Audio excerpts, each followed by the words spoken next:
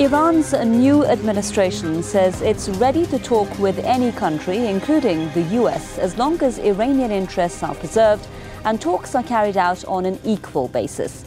Hassan Rouhani says the West knows too well its sanctions against Iran are not affecting the country's nuclear program, but making ordinary people suffer. Rouhani says he's not pessimistic about nuclear negotiations, but what are the obstacles in the way of confidence building? I'm Homa Lezgi and you're watching The Debate.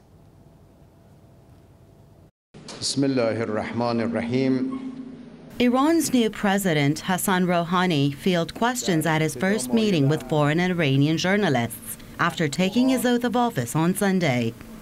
In his new briefing, Iran's new chief executive covered a broad range of issues regarding the country's foreign policy.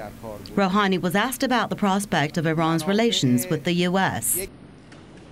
Unfortunately, a warmongering lobby in the US is opposed to constructive talk and only protects the interests of a foreign regime and often receives orders from that regime. The interests of the lobby and the foreign regime have been imposed on American lawmakers. We see that they even ignore the US interests. The new president criticized the recent US sanctions against Iran. He said Washington's sanctions are only aimed at putting pressure on the Iranian people. Rouhani also said Washington will gain nothing through threats and pressure. I don't believe that the West thinks continued sanctions and pressure will get them anywhere. Constructive dialogue and dispelling mutual concerns are in the best interests of the both sides. We want a win-win game, and this is possible. But the US has adopted a dual-track policy, and they will achieve nothing through this policy. Rouhani said Tehran is open to interaction with the United States based on equal terms and mutual respect. But he added that the country will not give up any of the nation's rights in negotiations with foreign countries. The president said the U.S. has failed to give an appropriate response to the June 14 presidential election in Iran. Iran and the United States cut diplomatic ties after the victory of the 1979 Islamic Revolution. Since then, Washington has been pressuring Tehran over different issues. Elsewhere in his briefing, Iran's new president was asked about his administration's policy on the Syrian issue. Rouhani condemned the foreign-backed insurgency in the Arab country.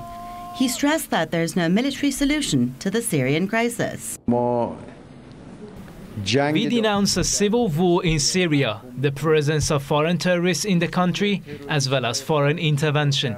We don't see a military solution to resolve the unrest in Syria. There is a political solution to the unrest there.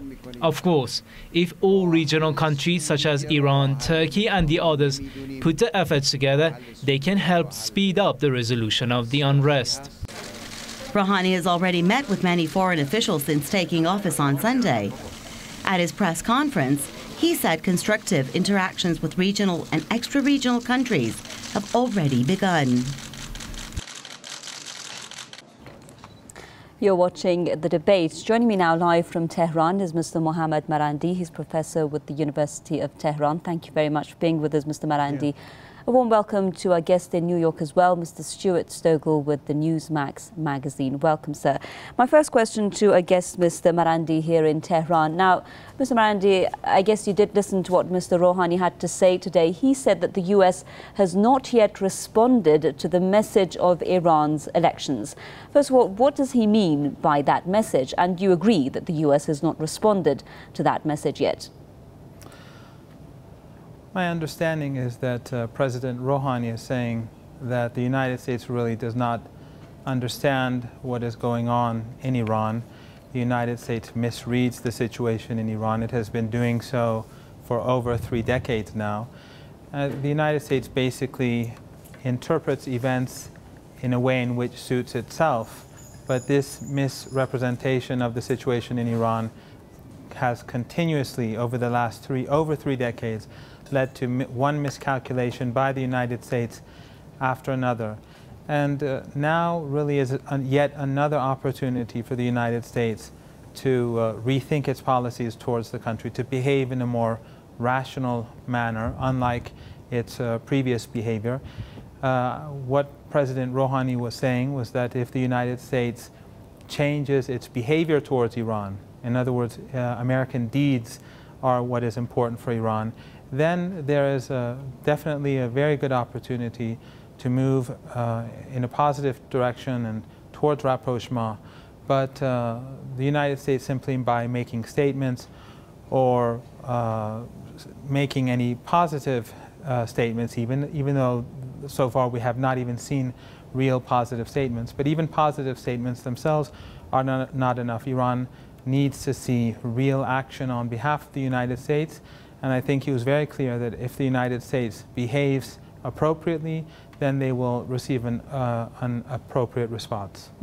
So the question would be now, what is in the way of that so-called constructive cooperation, as Mr. Rouhani described it, whether it is even possible in the near future? I'll go to Mr. Stokal now in New York. Now, Mr. Stokal, Rouhani said that the US is adopting a dual-track approach towards Iran. Do you think this is because of pressure from what he called the lobby groups, which are persuading US lawmakers to make decisions that he said at times even go against American interests? Well, it's probably true. I mean, the bottom line to it is the Iranians and the Americans will be sending high-level delegations to the United Nations for next month's General Assembly. I believe both President Obama and the new Iranian president will both be in New York the last 2 weeks of September, and I think we'll get a more substantive reading as to what kind of a relationship we'll have going forward when the two delegations are in New York during the General Assembly. Well, would you say that the Obama administration, the present circumstances, has taken an unclear, or what could better be described as a contradictory approach towards Iran? Well, yes, but this is nothing new.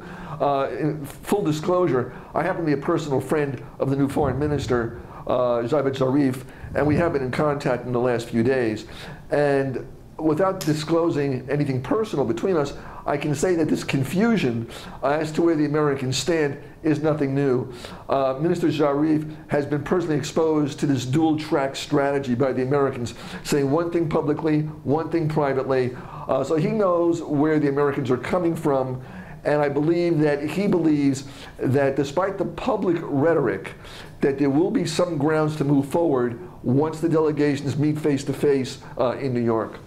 So just quickly, before we go to Mr. Marandi on this, would you say the reason behind this contradiction is that we have different policies being followed by US lawmakers? For instance, in the Senate, in the House of Representatives, we have the sanctions being endorsed there with the policies that President Obama would want to follow? Well, again, Obama's being pulled two different ways. And my guess is going to be is that publicly the Americans believe they now have the upper hand regarding Iran. The economy is hurting in Tehran. The Americans know this. They believe time is on their side. So they're going to continue with this rather hard rhetoric publicly. Privately, they're going to want to see where everything is coming from. And I think there will probably be some informal contacts between Zarif and the Americans, and the American policy regarding Iran will become a little clearer once those face-to-face contacts take place. Remember, the Americans have a new delegation now at the United Nations, Samantha Power, who just took office yesterday. And you've got a new Secretary of State. So they're still feeling their ways around at this particular point.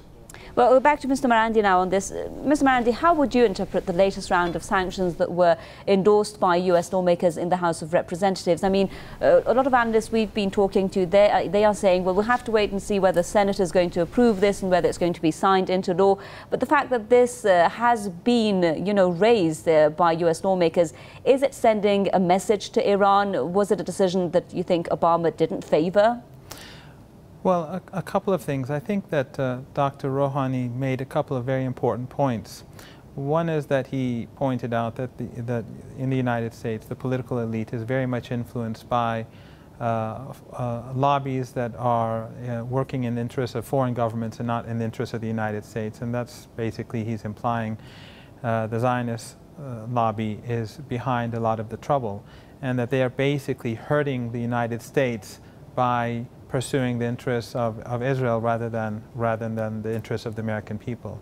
The second point that he mentioned, which I think is a very important point, and he was basically saying that we're not sure about whether Congress sees things differently from the U.S. president, and yes. whether this is a good cop, bad cop like scenario.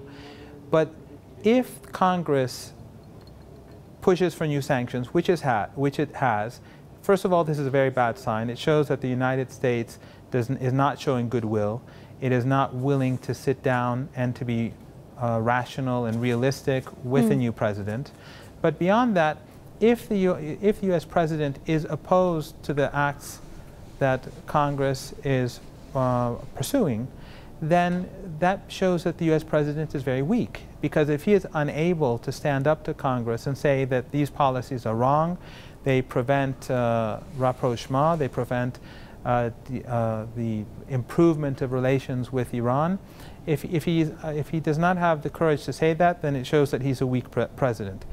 If he is supporting such actions, then that shows that he too, like Congress and the Senate, is not showing goodwill, and that is a very negative sign. So either way, we have a very serious problem. Either we're facing a very weak U.S. president, or we're facing a president who is not being very honest.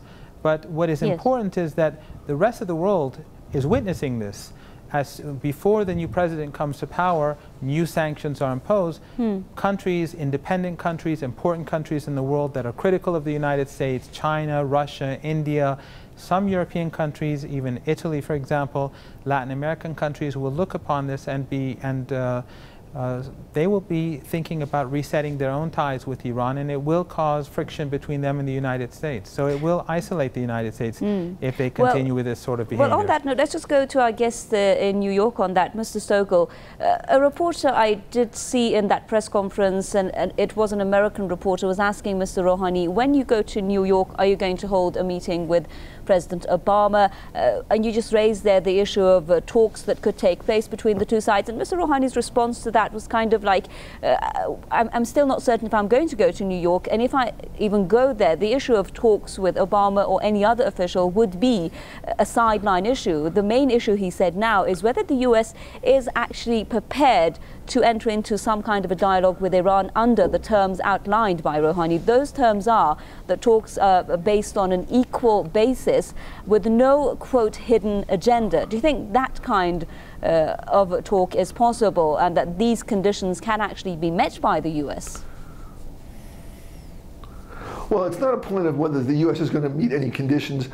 My belief is that the policy of a rapprochement with the United States will probably be guided by Minister Zarif, who has extensive experience both in New York and in Washington.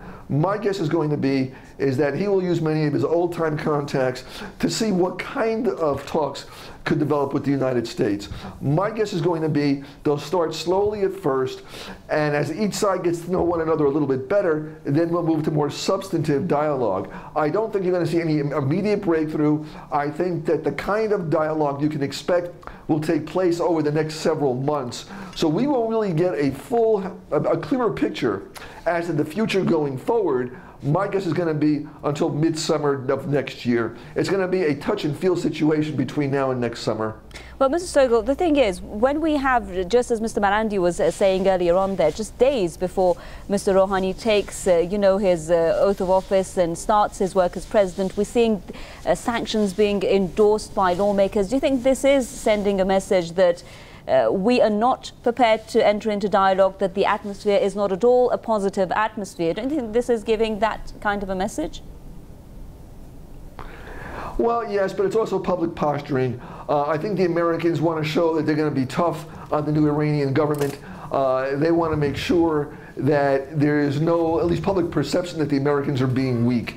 However, again, what is being said publicly may not be what is going to be said privately. So I don't take what's coming out of Washington right now that seriously at this point. Like I say, we need to wait about 6 months and then see whether there's some subtle shifts in the Americans' positions. My guess is going to be on sanctions.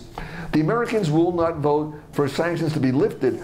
What the Americans will do Yes. would be to allow existing sanctions to expire and then simply not renew them. Okay, the sanctions issue is going to be in our next questions, but before we move on, let's take a look at some of the comments that have been posted on our Facebook page by those of you viewers who participated in the discussion there. We'll take a look at those comments now and we'll be back.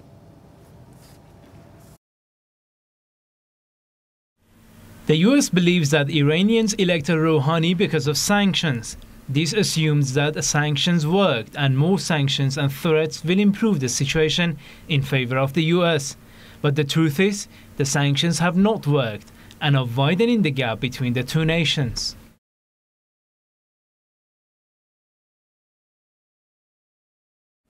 Although experience has showed that US leaders can never be trusted even 50%, I still think the new Iranian president should be ready to make compromises with the 5+1 group, which are not harmful to Iranians as a sovereign nation. These compromises should be, of course, reciprocated with the easing of sanction regime imposed on Iran.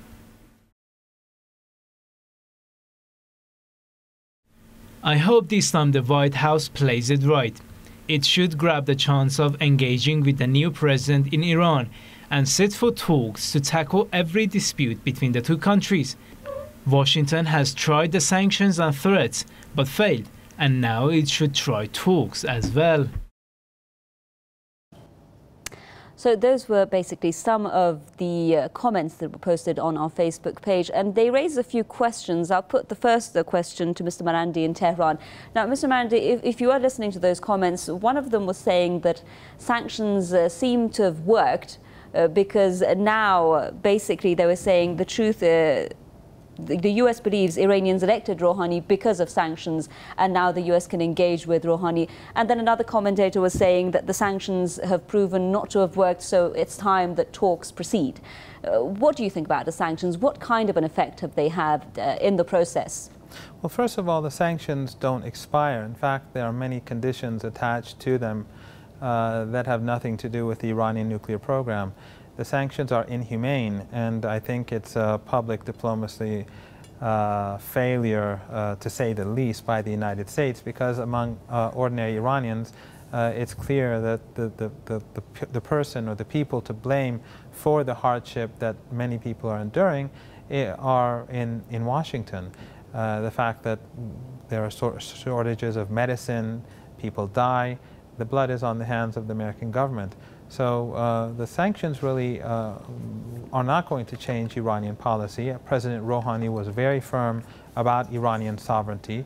I think he said that, I think it was quite clear what he was saying. He's saying that we are willing to be have very serious negotiations. I think he's quite willing to be creative, but he will not under any circumstances give up Iranian sovereignty.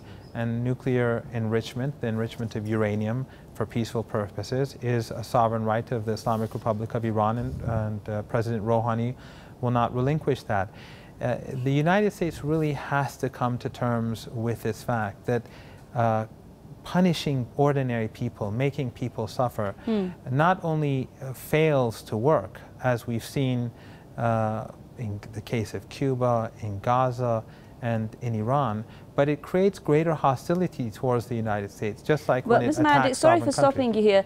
We are a bit short of time. I'd just like to get comments by both sides on this. Mr. Stogel, would you say that the United States is following the sanctions policy mistakenly? Because Mr. Rouhani was saying today the West knows too well that the sanctions are not affecting Iran's nuclear program. They are directly affecting the ordinary people, and it's doing this knowingly, so it's taking an inhumane act. Why do you think the United States is insisting, and its allies, with continuing this sanctions and threats policy towards Iran? Well, I think the Americans believe that the election of the new, more moderate Iranian government is proof positive, as far as Washington is concerned, that the sanctions are in fact working. Insofar as the rhetoric from Capitol Hill being very anti-Iran, I will say your new foreign minister has had extensive dealings with many of these same politicians on Capitol Hill, and I believe he is probably ideally suited to address those issues that are being raised rather effectively. He's been to Capitol Hill in the past, and I assume privately he will be meeting with many of those same politicians to more effectively explain Iran's position and what both sides could do to move everything off of square one. So how do you think the sanctions have worked, Mr. Stogel? When you say you think they have worked, in what way? Well, let's be honest. I mean, you now have a government now that has policies that are very much different than the preceding president. So the Americans believe that the fact that Ahmadinejad and his cohort, so to speak, were not reelected. I know Ahmadinejad could have been reelected, but followers of his could have been. The fact that they did lose to a more moderate government, insofar as the White House is concerned, is proof that the pressure they've been putting on Iran is having an impact.